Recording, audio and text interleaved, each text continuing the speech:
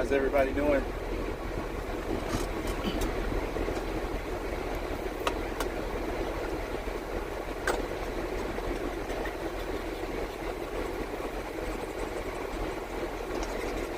Just going, getting our morning started. We gotta eat some breakfast. She likes the wet food. I do wet food. Some days she eats a mix, but mostly she likes just the wet food by itself. So I give her a can of wet food. Try to give her a can of wet food a day. She can eat a lot. She can eat a lot. She can eat 2 cans if I give her 2 cans. And snacks, whatever I eat, she definitely gets a tithe off of what I eat. I gotta get a Lord his tithe. Her tithe. But yeah, everybody, this is me, show about me, and let's see if that'll be a better angle right there. Yeah, that's better, that's better. It's a lot better. I don't know, sometimes I think my videos are kind of boring, and I think it's because I don't have the right equipment. Like if I had the right lighting and I had a nice camera, I think my videos would be a lot more interesting, but it is what it is.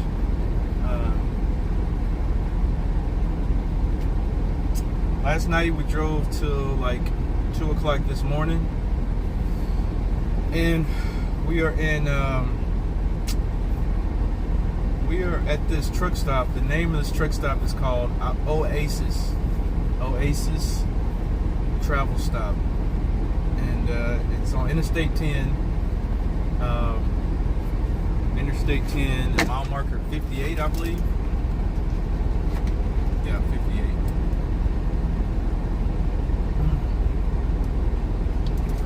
Let me see, what's the name of the town?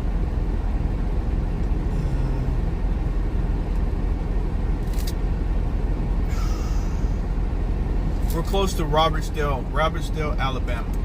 So the next major city we'll go into is Mobile, Alabama.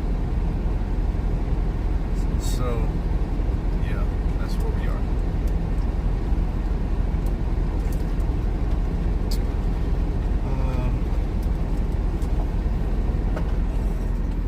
Everything is good. Everything is good today. Everything is good. It's a good day. Good day. This is my newest hat. I just got this hat. I got it like the first week in November. It's a symbolizing Africa and representing the struggle. It's got the Rastafarian flag on the side. Rastafarian colors, red, yellow, green.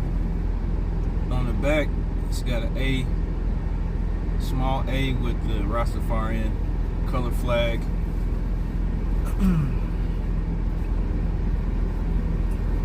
I like this hat, man, for real.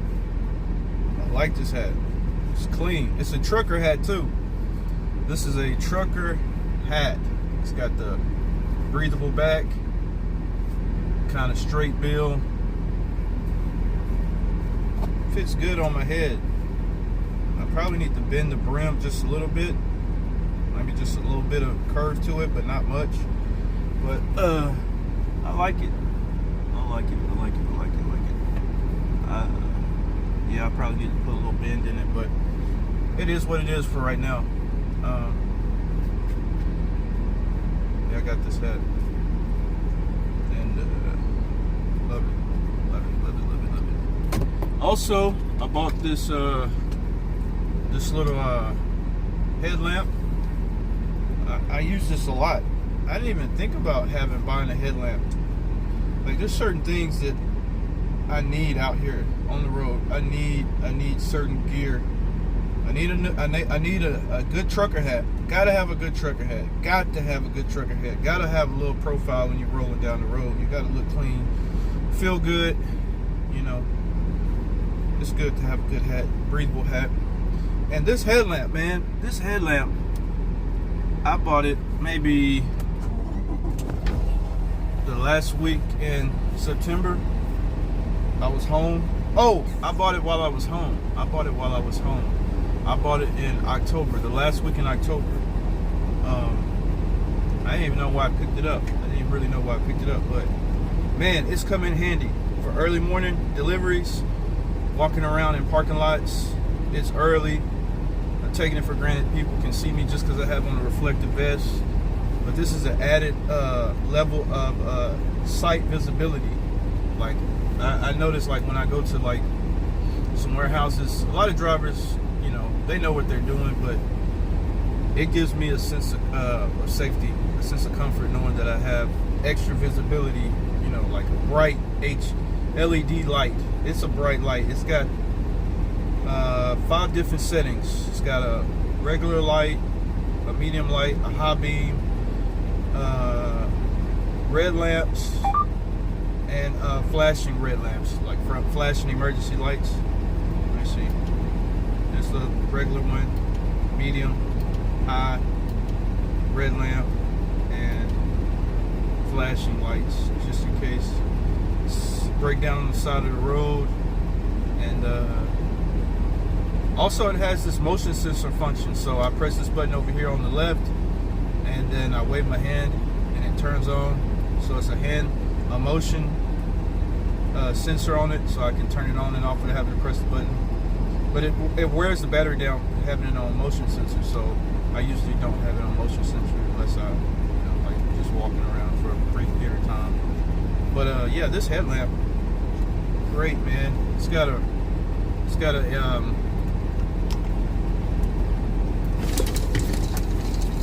the sun comes too much light. Yeah, it's too much light.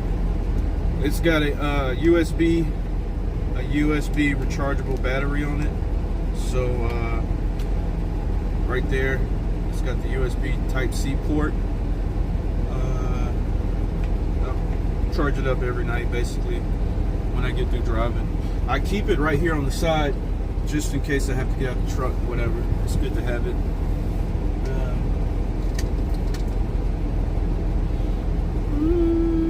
What else can I talk about? The back of the truck is a mess because we woke up and we went outside, stretched. I mean, we've been up since like 7:30. We've been up since 7:30. Like, I went to bed, it was like 3 o'clock. Slept good until about 7:30. The sun was up, then we got up. She wanted to go outside.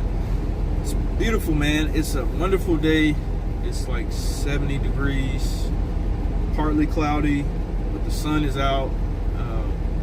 The first part of the video, I was outside wiping down the fake chrome. Got it all looking good. We don't have to ride in the daytime. We don't want to be looking dusty and rusty, so, you know, put a little elbow grease on the front of the truck, kind of clean it up a little bit. Oh, I got some stuff that I've been. I ordered some books. I ordered some books from this website. I ordered a couple of books from this website. I'm really big into. I'm starting to get into reading a little bit more, just as a, you know, like a mental refresher. Getting some more materials to keep me, you know, things on my mind. The 2 books right now that I have are this one. This is kind of a young adult book. This girl named Atlantis Ty Browder. Atlantis Ty Browder co-wrote with her father Anthony T. Browder. My second trip Africa on my mind. This is her second book she wrote about her trip to Africa. So I just had to get this book because I thought that the artwork was so nice, and I'm really big into artwork, so I like the cover of this book.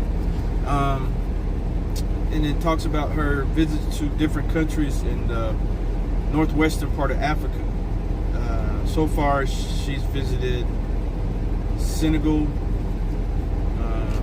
which is one of the largest countries in Africa. Matter of fact, this is a good book to have because it taught me so many things about Africa that I didn't even know about. Like, Africa is the second largest continent on the planet Earth. Africa is 3 times the size of America. And Africa has 3 distinct climate regions. Most people think Africa is all desert or the jungle. That's what she talked about when she did her introduction. She was like, a lot of people have this misconception of Africa as this backwards, primal land, this primal country, and she said Africa is very modern. It's got the same modern amenities as any other country. It's an industrialized continent. There's a lot of people that have a lot of education. This book is so good. It's a very good book. It's a simple book, but a lot of the stuff that she says, a lot of things that she points out, I didn't know. I just didn't know. And it's called Africa on My Mind by Atlantis Ty Browder, co-written with her father, Anthony Ty Browder. And I think her father is he's like a distinguished African, Afrocentric teacher, professor. He's real big in the Afrocentric culture, and she wants to follow in her father's footsteps. That's why she went on these trips with him, because he was going over there to do some research. He had some lectures and some Pan-African meetings. And she decided she wanted to be involved, and she journaled it. It's a very good book. Very good book. I'm reading that one. I'll probably finish that one this week. But it's not. I'm not even trying to finish them. That's the thing. Like, I'm just learning things. So as I go, it might take me a little bit longer, because I'm actually, like, not just trying to read it for the sake of reading it, but reading it and things that I see that, to grab my attention. I try to, put those things to use in my everyday life, So it's good to continue to learn. Learning, you can never stop learning. This other book is called The Falsification of the African Consciousness, Eurocentric History, Psychiatry, and the Politics of White Supremacy, by none other than Amos Wilson, Dr. Amos Wilson. Got into this book because, as of course, I'm starting to learn about Afrocentric culture and history, which is history and culture and values from an Afrocentric perspective. Basically, it's like, if I'm black, my heritage comes from my forefathers, my ancestors. So how I got into Amos Wilson is by I'm big on Dr. Cornel West. So I started off, I was introduced to Dr. West a long time ago, but just recently I rediscovered Dr. West, watching some of his lecture series. He's got a really good lecture series. The Edinburgh. He was at the Edinburgh University in Scotland, and he did like a 5-part lecture series. I think they're gonna transcribe that into a book. I definitely want to get that. But as I was watching his videos, I was also it was also suggested that I check out Dr. Wilson. And Dr. Wilson comes from a perspective of helping other Afrocentric people to deprogram some of the mythology of history. So, like, this book is talking about how history has been used as a tool to ingrain certain inferiority ideas about Africa and African people, and to suggests that the history of a people, if they don't tell the complete truth, like they tell some truths about Africa, but they tell it in a way that it's not really the whole truth. So Dr. Amos Wilson is an in-depth. This is a deep book. I think this is a deep book. Just read the back cover. It says, this book contains 2 groundbreaking lectures by Amos Wilson.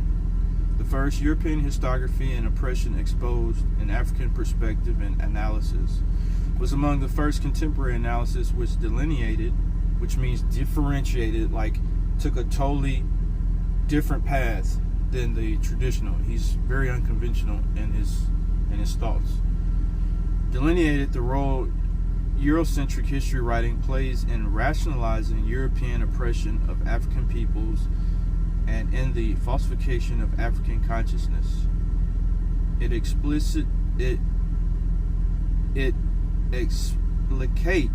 explicates why we should study history, how history writing shapes the psychology of peoples and individuals, how Eurocentric history as mythology creates historical amnesia in Africans in order to rob them of the material, mental, social, and spiritual wherewithal for overcoming poverty and oppression. Moreover, this engrossing lecture fully exposes the relationship between the rediscovery and rewriting of African history and achievement of liberation and prosperity by African people. That's the first lecture. The second lecture, Eurocentric Political Dogmatism.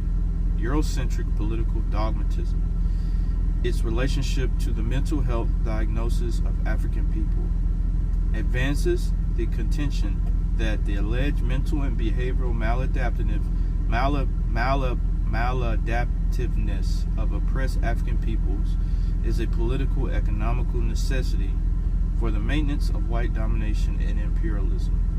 Furthermore, it indicates the Eurocentric mental health establishment for entering into collusion a lot of big words, with the Eurocentric political establishment to oppress and exploit African peoples by officially sanctioning these egregious practices through its misdiagnosing, mislabeling, and mistreating of African peoples' behavioral reactions to their oppression and their efforts to win their freedom and independence. Wow, that's a lot of words. But yeah, I picked these books up. I got them when I was ordering a lot of stuff. I ordered some stuff, man. I went on a shopping spree. For real. But yeah, there's some of the things I got in the truck. Kind of helped me out. I don't know what this video was really about, but hey, if it helps somebody out, I'm glad. Just out here passing along what I'm learning, what's going on in these streets, giving y'all the real. On 108.9 FM, we love radio. Last in your dial, but first in your heart. And that's the truth, Ruth. I'll holler back. Peace.